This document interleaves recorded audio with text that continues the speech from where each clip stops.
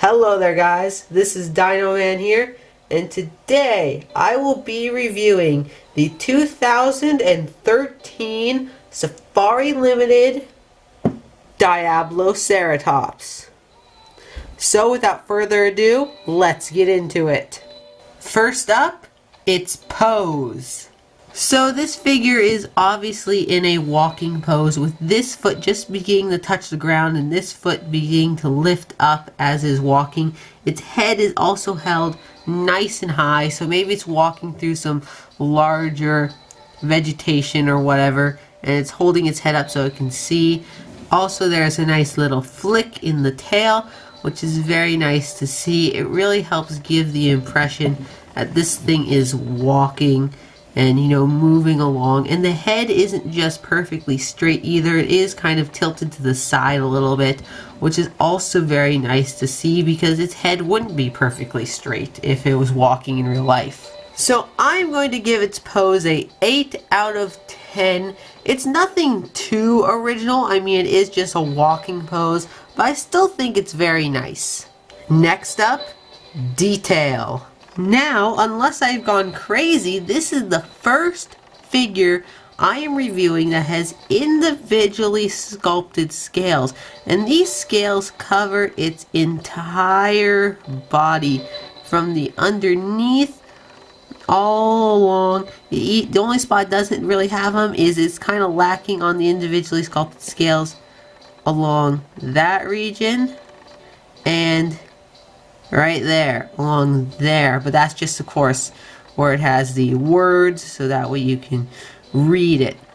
And it even has individually sculpted scales on the bottom of its feet for most of it. There are some spots, like right there, that it's kind of more flat, but still, that is very, very nice. We got a nice eye there, that's nice and red, and then we got the horns. Now, one thing about the horns that, well, I guess you could call these horns, maybe. I think they're called epicetals, but I'm not entirely sure.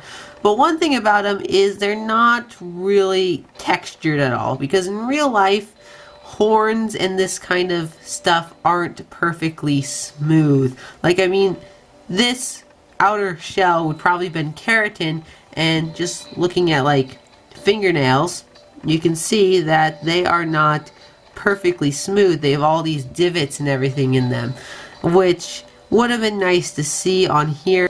Also, another nice detail is because the head is turned slightly to its right, we have these very nice folds in the skin as is turning its head, which is very nice, as well as this nice bunch up of the mouth, the cheek area, since its mouth is closed. I am going to give this figure a 7 out of 10 for detail. It's nothing truly incredible or spectacular, but it still is pretty decent. Next up, the paint job.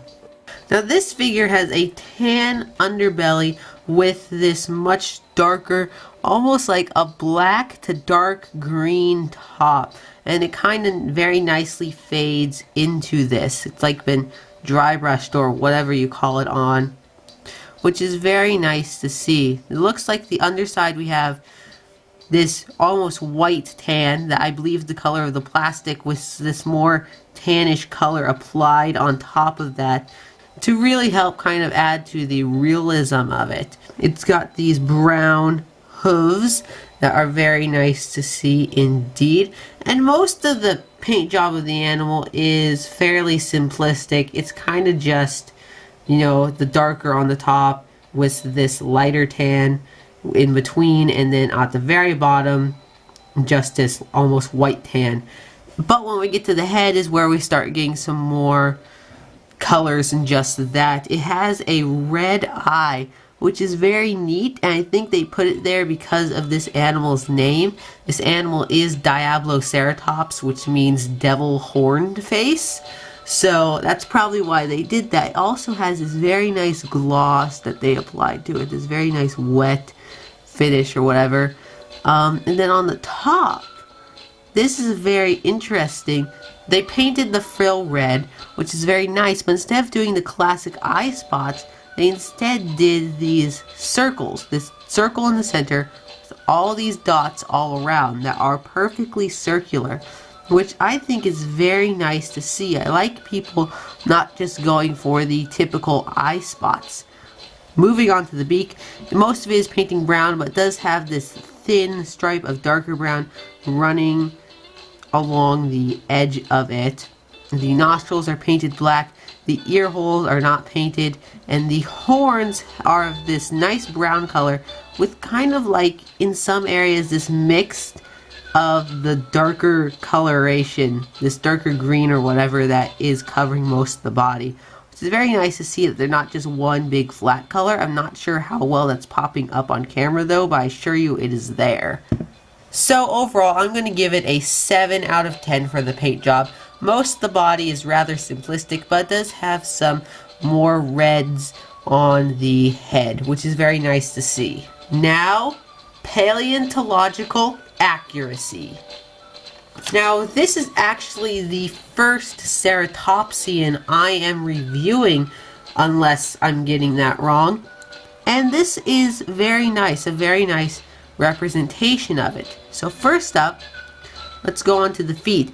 It has 5 toes on the feet, with the inner 3 having hooves and being bigger, and the outer 2 being much smaller, which is accurate. And that's the same on this front foot as well.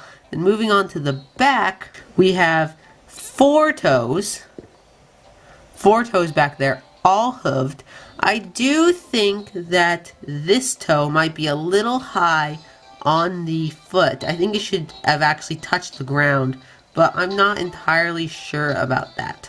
Also, one of the good things about this figure's feet is they are accurate. They're not elephant feet. These feet actually have very nicely defined toes with the fleshy pad, and on this one it's actually walking basically on its tippy toes, because only the very tips of the toes would have touched the ground and you would get this nice concave shape like they have going on there, which is very nice to see as always. Moving on, we do see that it has a cloaca, which is always very nice to see. It's right behind the ischium, which is where it would have been in the actual animal. The tail is nice and short, as it should be. One thing is, we have, if you look at the top of it, we have this bulge and then this like concave area where it sinks in, and then the leg. That really shouldn't be there. As I believe I said in the Postosuchus review, Archosaurs, including dinosaurs or Archosaurs, had this muscle in the tail that connected to the femur bone, which is the leg, the bone right here in the leg. So because of that, it really should be a very smooth transition into tail and leg, at least on the upper half of the tail. It shouldn't have this indent right there, which is really kind of weird. Overall though, the proportions of the legs seem pretty right to me. The front limbs are smaller than the hind limbs, but they are very nice and robust. We can see, if you look close enough, you can see the area where the shoulder blade would be, along with the kind of more plate areas that the limb would attach to, but not so overly defined that it'd be shrink wrapping. It's very hard to even notice unless you're looking very closely, which is a very, very nice thing to do, because animals do normally have those things showing, just not quite super well defined. Moving on to the head, we see it has nostrils, as it should be, and it has an ear right there where the ear should be. The overall shape of the skull looks pretty right, which is good because Diabloceratops, at the time of this video being made, is only known from its head. So anything on this figure you should be getting right, it's its head, and the head does seem fairly accurate. And then one more final thing is you can see that some of the scales are larger than the others, which we know is accurate. Ceratopsians had these kind of differentiating in sizes scales, with some being bigger than the other. It also has this ridge of scales running along its back, which I don't think we have evidence for, but we don't have evidence disproving it. So, I mean, as far as I'm concerned, that's completely fine. Also, I just again like to highlight some areas like how it has defined the skull, like the lower jaw, and kind of indents very slightly, and how the throat just kind of like connects to the body very nicely. It really does look like whoever sculpted this. I believe Doug Watson is who sculpted this, but whoever did, other than mostly the tail area, did pay very close attention to representing the anatomy of this creature in the figure, but not so overly defined that would be called shrink wrapping. So overall, I'm going to give this figure a 8.5 out of 10 for accuracy. There are maybe a couple flaws, such as the tail not fusing in, and I think the toe should be lower, but other than that, that's really it. Most of it is a very accurate representation of this animal. Definitely one of Safari's best. Now, before I get to its overall score, let's do some measurements as well as some size comparisons. So, starting off with the measurements, it is about 5 3/4 inches long, which is about 15 centimeters long, and at the tip of the horn on the frill, epicidal thing on the frill, that is about just over 3 inches tall and about 8 centimeters tall. So first up, comparing this guy to our constant, the Safari Ltd 2017 Velociraptor. Next, another Ceratopsian, the 2015 Safari Ltd Ceratops. And then for the figure that we reviewed last time that absolutely dwarfs this guy, the 2009 Carnegie Spinosaurus. Quite a bit bigger. So, now for my overall score. Overall, I'm going to give this figure a 7 out of 10. It's pretty good. I definitely think that you should get it, but it's nothing incredible. It's not the most stand-out figure Safari or any of the companies have ever made, but it still is very good, and if you have the money and you want it, I definitely would recommend picking it up. But anyway, that is it for this review on the 2013 Safari Ltd Diabloceratops.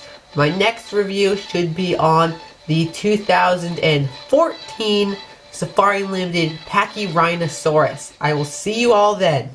Dino Man, out.